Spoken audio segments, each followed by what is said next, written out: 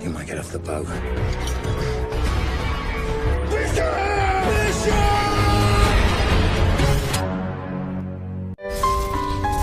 wife Michelle and my daughter. No boundaries. Halo pengacara, pengangguran banyak acara. Gimana kabar kalian semua? Semoga sehat selalu. Oke guys, balik lagi bareng gua Jan. Di channel ini saya mau merangkum kembali alur cerita film yang berjudul Mechanic Resurrection, yaitu versi kedua dari film Mechanic pertama. Untuk film Mechanic pertama kalian bisa tonton, linknya ada di deskripsi. Film ini dirilis pada tahun 2016 dan pastinya dibintangi oleh Jason Statham. Oke, nggak usah lama-lama lagi, langsung saja simetriskan posisi rebahan, cari tempat tersantui, selamat menonton, dan ini dia. Isn't that scary? Your secret's safe with me. Setelah berhasil selamat dari ledakan yang terjadi di film pertamanya, Bishop pergi dan bersembunyi di Brazil. Di sini ia tinggal di sebuah kapal yang berada di pelabuhan dan hidup damai layaknya orang biasa. Namun suatu hari saat sedang berada di suatu restoran, Bishop didatangi oleh seorang perempuan yang menawarkannya pekerjaan untuk membunuh orang lagi. Tentu saja Bishop langsung menolak, tapi perempuan ini mengancam bahwa ia akan membongkar penyamaran Bishop di Brazil, sehingga perusahaannya dulu akan memburu Bishop lagi. Mengetahui hal ini, Bishop dengan cepat memfoto perempuan yang mendatanginya, dan karena itu keributan pun langsung terjadi di sana, di mana anak buah perempuan itu mencoba menghajar dan menangkap Bishop. Tak tinggal diam, Bishop langsung menunjukkan kemampuannya dan mengalahkan satu persatu musuh yang ia temui. Kemudian pergi dari sana dengan cara melompat ke atas kereta gantung. Tapi sialnya ia masih bisa terkejar. Dan karena hal ini, Bishop akhirnya memutuskan untuk melompat dari sana dan mendarat tepat di atas orang yang sedang terbang di bawah kereta gantungnya. Cerita pun berlanjut di mana Bishop mendatangi kapal tempat dia tinggal dan melihat orang-orang yang tak dikenalnya sudah datang dan memeriksa kapalnya. Melihat kapalnya sudah tidak aman, Bishop langsung meledakkan dan menghancurkan kapal tempat tinggalnya. Kemudian pergi ke tempat persembunyian lain di pelabuhan yang sudah ia siapkan. Nah, setelah sampai di tempat persembunyiannya, Bishop mengeluarkan sebuah kotak yang berisi uang, senjata, dan paspor yang sudah ia simpan. Memasukkannya ke dalam tas, kemudian langsung pergi dari tempat itu. Singkat cerita, setelah kabur dari Brazil, Bishop datang ke Thailand, ke sebuah pulau terpencil di milik teman lamanya yang bernama May, dan berencana bersembunyi sementara di sana. Setelah mengobrol singkat dengan May, Bishop diantarkan ke kamar lamanya yang dulu pernah ia tempati. Dan sesampainya di kamar itu, Bishop dengan cepat membongkar lantai dan mengambil koper tersembunyi yang juga berisi sejumlah paspor dan juga senjata. Nah, saat malam hari tiba, menggunakan foto yang sebelumnya ia ambil, Bishop mencari informasi tentang siapa orang yang mengejarnya dan menemukan bahwa perempuan itu adalah anak buah dari seorang laki-laki yang bernama Crane. Cerita pun berlanjut di suatu malam yang tenang, di mana May dengan terburu-buru datang menghampiri Bishop dan meminta kepada Bishop untuk menolong seorang perempuan yang disiksa oleh pasangannya di atas kapal yang berada di pantai pulau itu. Awalnya Bishop menolak karena itu urusan pribadi, tapi karena bujukan May, Bishop akhirnya pergi untuk menolongnya. Sesampainya di atas kapal, ngantuk gua cuy. Sesampainya di atas kapal, saat Bishop mencoba menolong perempuan itu, perkelahian pun terjadi. Dan secara tidak sengaja, Bishop membunuh laki-laki yang mencoba melawannya. Karena hal ini, Bishop langsung menyerahkan perempuan yang ia selamatkan kepada May, dan dengan cepat berusaha untuk melenyapkan kapal yang Bishop naiki. Tapi saat sedang memeriksa perahunya, Bishop menemukan sebuah handphone dengan fotonya berada di sana. Mengetahui hal ini, setelah membakar kapalnya, Bishop pergi menemui perempuan yang ia selamatkan. Dan perdebatan pun terjadi antara mereka. Nah, dalam perdebatan ini diketahui nama perempuan itu adalah Gina, yang ternyata adalah orang suruhan dari Crane untuk mendekati Bishop. Tapi di sini Gina langsung menjelaskan bahwa ia tidak bekerja kepada Crane. Dan Gina melakukan hal ini karena paksaan dan ancaman dari Crane. Keesokan harinya Bishop langsung mencari informasi siapa Gina sebenarnya dan menemukan bahwa Gina adalah ketua relawan dalam sebuah organisasi yang bekerja untuk menampung korban jual beli manusia.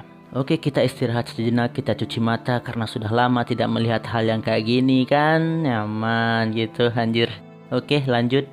Mendapati hal ini, Bishop mendatangi Gina dan sedikit berbincang dengannya di pinggir pantai. Nah, di perbincangan ini, Bishop mengetahui bahwa ternyata Crane memaksa Gina untuk mendekati Bishop. Dengan ancaman, Crane akan membunuh semua orang di lembaga yang Gina kelola, termasuk anak-anak yang ia rawat. Dan karena itulah Gina mau tak mau harus mengiyakan permintaan dari Crane. Karena hal ini Bishop akhirnya mempercayai Gina. Dan semakin lama mereka pun semakin dekat satu sama lain. Waduh, si Bishop untung mulu main film.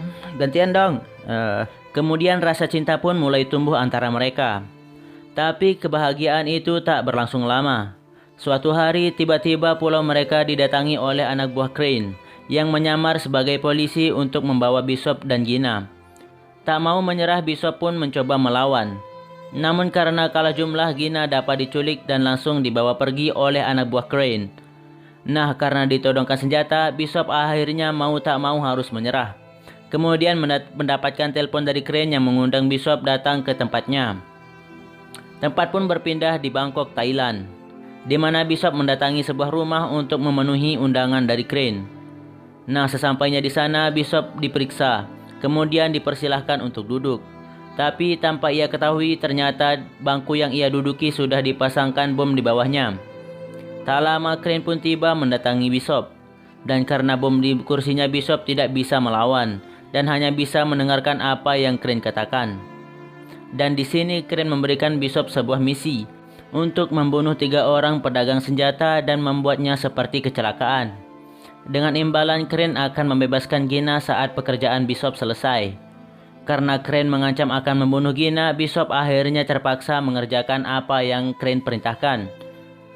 Misi pertama pun langsung dilakukannya, di mana Bishop berencana akan membunuh seorang laki-laki yang bernama Krill yang berada di sebuah penjara di Malaysia. Wah, di Malaysia nih pasti bakalan ketemu Upin Ipin. Jadinya Upin Ipin Apin, 3 botak nih cuy. Bishop pun kemudian menyiapkan sebuah bom yang ia sembunyikan. Kemudian menyamar sebagai penjahat dengan cara melukis sebuah tato di wajahnya. Setelah semua persiapannya, Bishop langsung melakukan aksinya, di mana ia membuat keributan dengan polisi di jalanan. Dan karena hal ini, Bishop akhirnya ditangkap. Nah, karena tato yang ada di wajah Bishop, polisi salah mengira bahwa ia adalah buronan yang paling dicari di Malaysia, dan memasukkannya ke dalam penjara yang tak lain tempat Krill berada. Setibanya di penjara, Bishop mulai mendekati Krill dengan cara menyelamatkan Krill dari orang yang akan membunuhnya. Melihat Bishop yang menyelamatkannya, Krill pun menaruh kepercayaan kepada Bishop dan mengundang Bishop untuk datang makan ke ruangannya. Sore harinya, Bishop pun dikeluarkan dari tahannya, kemudian diantarkan ke ruangan tempat Krill berada. Perbincangan pun terjadi antara mereka, di mana Krill mengajak Bishop untuk menjadi anak buahnya, untuk melindungi Krill di penjara. Tapi tanpa Krill ketahui, Bishop memiliki niatan lain. Memanfaatkan kesempatan ini, Bishop langsung mengambil sebuah tongkat dan dengan cepat berusaha untuk mencekik Krill hingga pingsan. Nah, setelah Krill pingsan, Bishop mencampurkan semacam obat dan membuat Krill meminumnya hingga overdosis sampai mati. Kemudian langsung meninggalkan Krill di sana. Mengetahui Krill sudah tak bernyawa, keributan pun terjadi di penjara. Tak mau menyanyiakan kesempatan yang ada dengan bom yang ia sembunyikan, Bishop berencana untuk kabur dengan meledakkan tembok yang ada di sana. Kemudian langsung melompat dan menyelam ke dalam laut dan berenang menuju kapal yang sudah diperintahkan Crane untuk menjemput Bishop. Singkat cerita, setelah misi pertamanya selesai, Bishop mulai melakukan misi kedua untuk membunuh target berikutnya yang bernama Adrian di Sydney, Australia. Bishop pun langsung melakukan pengamatan dan mencari tahu apa saja yang targetnya lakukan di kesehariannya. Nah, dalam pengamatan ini ia mendapatkan informasi bahwa targetnya selalu berenang di sebuah kolam yang berada di atas gedung. Memanfaatkan hal ini, Bishop menyamar dan masuk ke dalam gedung tempat Adrian berada. Pergi keluar gedung dan dengan perlahan memanjat dari luar menuju ke atas. Sesampainya di bawah kolam saat Adrian sedang berenang, Bishop dengan cepat melubangi kaca di hadapannya.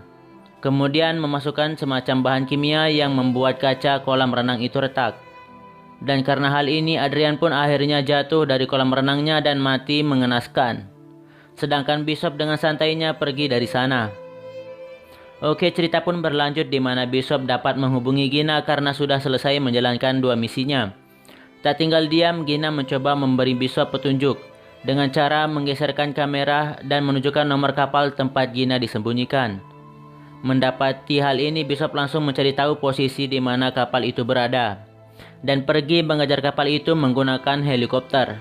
Beruntungnya dalam pencarian ini, Bishop dapat menemukan kapal tempat Gina berada. Bishop pun secara diam-diam masuk ke dalam kapal itu dan berusaha merebut Gina yang saat itu dibawa oleh anak buah Crane. Tapi sialnya, setelah pertarungan yang terjadi karena kalah jumlah, Bishop akhirnya dapat dilumpuhkan dan ditahan oleh Crane. Nah, dengan gaya sok jagonya, lagi-lagi Crane mengancam akan membunuh Gina dan kembali menyuruh Bishop untuk membunuh target terakhirnya. Tapi karena rasa kesalnya, Bishop kembali berulah, menghajar anak buah Crane dan melompat kembali ke dalam laut. Kemudian pergi menggunakan alat yang sudah ia siapkan. Tempat pun berpindah di Bulgaria saat Bishop sedang merencanakan aksinya untuk membunuh target terakhir yang bernama Max, yang tinggal di sebuah tempat tertutup di bukit dengan perjagaan ketat. Tapi bukan Bishop namanya jika ia tidak memiliki ribuan cara untuk melakukan sebuah kejahatan.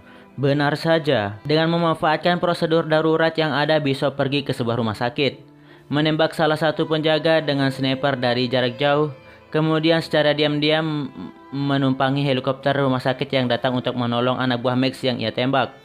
Nah, setelah berhasil masuk, Bishop dengan kemampuannya menghajar penjahat juga yang ada dan masuk ke ventilasi udara. Sedangkan Max langsung pergi bersembunyi ke dalam bunkernya. Tapi hal tak terduga terjadi, di mana setelah Max masuk ke dalam bunker, ia menemukan Bishop sudah berada di sana. Perbincangan pun terjadi antara mereka. Dan dalam perbincangan ini, Bishop mengatakan bahwa Crane lah orang yang ingin membunuh Max. Namun karena ia tak mau diperalatkan oleh Crane, Bishop mengajak Max untuk bekerjasama membunuh Crane. Mendengar hal ini, Max pun langsung setuju. Dan mereka akhirnya berencana untuk menjebak Crane dengan cara membuat Max seolah-olah sudah mati, sehingga Crane akan datang untuk mengambil kapal selam yang Max miliki. Dan tak lama rencana pun langsung dilakukan, di mana Max pergi ke tempat kapal selamnya berada. Dan saat tiba di sebuah jembatan, Bishop meledakkan bom yang membuat Max jatuh ke dalam air. Tapi ternyata Bishop datang menyelamatkan Max dan membawanya ke pantai terdekat untuk bersembunyi. Dan ternyata Crane benar-benar memakan umpannya. Karena melihat berita bahwa Max sudah mati, Crane datang ke sana untuk menyuruh anak buahnya untuk mengambil kapal selam milik Max. Tapi tanpa mereka ketahui, Bishop sudah menyiapkan jebakan dan bersiap-siap menghabisi mereka. Tak lama anak buah Crane pun datang dan aksi tembak-tembakan pun kembali terjadi, di mana Bishop dengan mudahnya membunuh satu persatu musuhnya dengan jebakan yang sudah ia siapkan. Dan setelah semua anak buah Crane mati, Bishop dengan cepat pergi menuju kapal tempat Crane berada. Kemudian kembali berusaha untuk merebut Gina di kapal itu. Nah, beruntungnya kali ini Bishop dapat menerobos masuk ke dalam kapal dengan lebih mudah, karena anak buahnya banyak berkurang akibat dibunuh oleh Bishop saat mengambil kapal selam sebelumnya. Tapi sialnya, di waktu yang sama Gina yang mencoba melawan tertembak tepat di perutnya.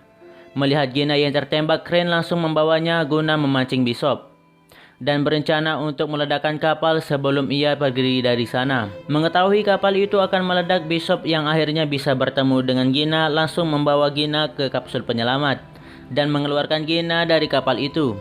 Sedangkan Crane dengan terburu-buru mencoba pergi menggunakan perahunya. Melihat Crane yang mau kabur, Bishop dengan cepat membunuh anak buah Crane yang menghalangi dan akhirnya berhadapan satu lawan satu dengan Crane. Tapi dalam pertarungan ini Bishop sempat terpojok karena Crane menggunakan rantai jangkar. Namun Bishop dapat melawan. Memakai rantai yang digunakan Crane, Bishop akhirnya kembali menghajarnya. Kemudian mengikatnya dengan rantai sehingga Crane tidak dapat bergerak. Nah, di akhir pertarungan mereka, Crane mengatakan bahwa Bishop tidak akan selamat dari ledakan kapalnya. Namun entah apa rencananya, Bishop malah kembali masuk ke dalam kapal. Dan tak lama ledakan besar pun terjadi, yang menghancurkan seluruh kapal sekaligus membunuh Crane yang terikat di sana. Nah, setelah kapal kren meledak dan terbakar, Gina yang saat itu berada di kapsul penyelamat berhasil diselamatkan dan dibawa ke daratan. Sedangkan Bishop yang dinyatakan mati akibat ledakan yang terjadi karena mereka tidak bisa menemukan mayatnya. Singkat cerita, setelah semua yang terjadi, Gina kembali mengurus organisasinya di Kamboja, sedangkan Mei tetap tinggal di pulau kecilnya. Namun hal tak terduga terjadi. Suatu hari saat sedang mengajar, tiba-tiba Gina melihat Bishop yang masih hidup dan datang ke tempatnya. Nah, ternyata saat ledakan terjadi, tujuan Bishop kembali masuk ke dalam kapal adalah untuk berlindung di dalam tempat penyimpanan jangkar yang tidak hancur karena ledakan. Dan setelah bangkai kapalnya dinaikkan ke daratan, saat malam harinya Bishop diam-diam keluar dari sana. Film ini pun diakhiri dengan Max melihat Bishop dalam rekaman CCTV menghapus videonya dengan tujuan agar Bishop tetap dinyatakan mati. Dan film pun tamat.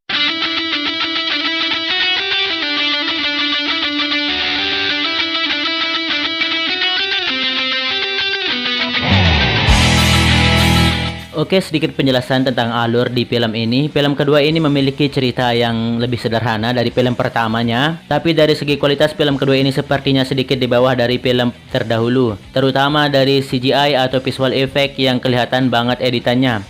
Tapi untuk adegan actionnya menurut aku lebih bagus daripada film yang pertama. Dan pastinya sayang untuk dilewatkan. Oke, sekian dulu video dari saya ya kali ini. Terima kasih sudah menonton. Sumpah gua ngantuk banget. Jadi jangan lupa like, komen, dan subscribe jika perlu. Jika kalian mau, saya tidak memaksa. Tapi kalau bisa subscribe lah, karena subscribe itu gratis cuy. Oke, terima kasih sudah menonton. Saya beserta semua jajaran para pembunuh di seluruh dunia mengucapkan sawadikap. Pembunuhan massal. Anjay, kok gitu. Dadah, love you.